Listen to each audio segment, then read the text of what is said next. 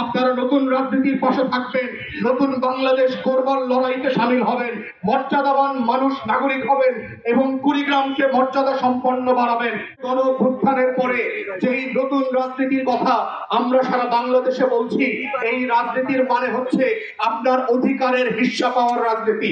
আপনার মহল্লার, আপনার জেলার, উপজেলার সমস্যাগুলো সমাধান হওয়ার রাজনীতি।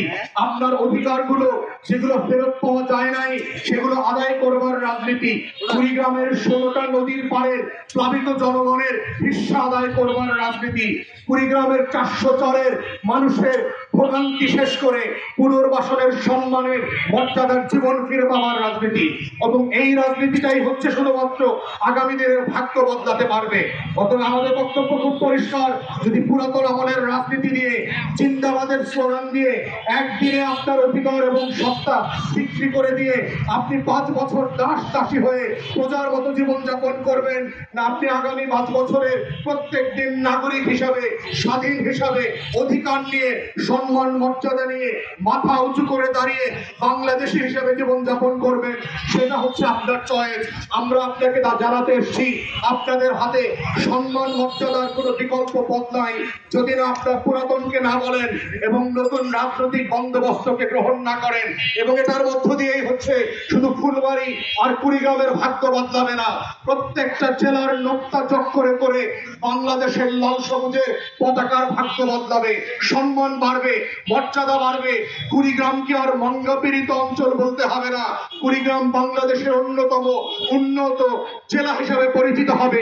সেইটা হচ্ছে আগামী দিনের রাজনীতি। এবং আপনাকে সিদ্ধান্ত নিতে হবে আপনি কোন রাজনীতির পাশে দাঁড়াবেন। পুরাতন চাঁদাবাজ, ঠিকাদার, লুটপাট যারা টাকা মানি লন্ডারিং করবে সেই ক্রিমিনাল সিন্ডিকেটের পক্ষে দাঁড়াবেন, যারা হাট মাটি যারা নিয়ে বালুমহল আর জলমহলের ক্রস বর্ডার ব্যাক মার্কেটের মার্কেটিং করছে, বাজার ঘাট করছে, তাদের রাজনীতি করবেন। যারা অবৈধভাবে পাথর আর কয়লার ব্যবসা করছে তাদের ঠিকাদারির রাজনীতি করবেন, না সম্মানের সাথে সম্মানিত পেশাদার মানুষের সাথে রাজনীতি করবেন। এইটা হচ্ছে আপনাদের চয়েস, আপনাদেরকে সিদ্ধান্ত নিতে হবে। বিবেক দিয়ে রাজনীতি করবেন, না নগদে আপনার মর্যাদা বিক্রি করার রাজনীতি করবেন। এবং এটার মধ্য দিয়ে প্রমাণিত হবে আপনি কি বাংলাদেশী নাগরিক আকারে বাস করবেন, না আগামী দিনে শৃঙ্খলিত দাসত্বে থাকা প্রজার মতো জীবনযাপন করবেন।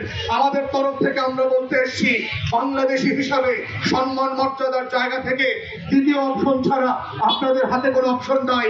তাই এবি পার্টির পক্ষ থেকে আমরা আমাদের প্রার্থীকে আজকে পরিচয় করিয়ে দিতে চাচ্ছি, ডাক্তার নজরুল ইসলাম ভাই, যিনি হচ্ছে এমন একজন মানুষ প্রত্যেক দিন শত শত রোগীকে বিনামূল্যে চিকিৎসা দেন, ওষুধ কিনে দেন, সেবার রাজনীতি করেন, দুঃখী মানুষের পাশে দাঁড়ান, টেন্ডারবাজির রাজনীতি করেন না, হাট মাঠ দখলের রাজনীতি করেন না, টেম্পো স্ট্যান্ড থেকে, বালুমহল থেকে অবৈধভাবে বালু তুলে চাঁদাবাজি করেন না।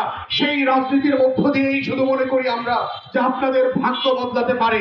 তাই আমাদের আহ্বান, আপনারা নতুন রাজনীতির পাশে থাকবেন, নতুন বাংলাদেশ গড়বার লড়াইতে সামিল হবেন, মর্যাদাবান মানুষ নাগরিক হবেন এবং কুড়িগ্রামকে মর্যাদা সম্পন্ন বাড়াবেন।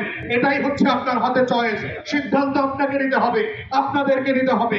তাহলে যদি আপনারা পাশে থাকার সিদ্ধান্ত নেন, আপনাদের লড়াইকে আমরা আমাদের লড়াই মনে করব। 16টা নদীর প্লাবিত মানুষের পাশে গিয়ে আমরা আপনাদের হয়ে লড়াই করব। 400 চরের মানুষের পুনর্বাসনের সম্মানজনক জীবনযাপনের জন্য আমরা লড়াই করব।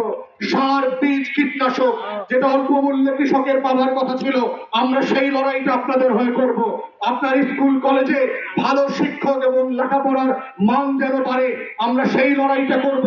আপনার হাসপাতালে যেন ডাক্তার থাকে, নার্স থাকে, চিকিৎসার মান বাড়ে, লাশ হয়ে ফিরবার জন্য রংপুর মেডিকেল আর ঢাকা মেডিকেলে ভর্তি হতে না হয়, 11 ঘন্টা ট্রেন জার্নি করে 350 কিলোমিটার পথ পাড়ি দিতে না হয়, সেই পরিবর্তনের রাজনীতি হচ্ছে এবি পার্টির রাজনীতি, ইগল মার্কার রাজনীতি, নতুন বাংলাদেশ বিনির্মাণের রাজনীতি।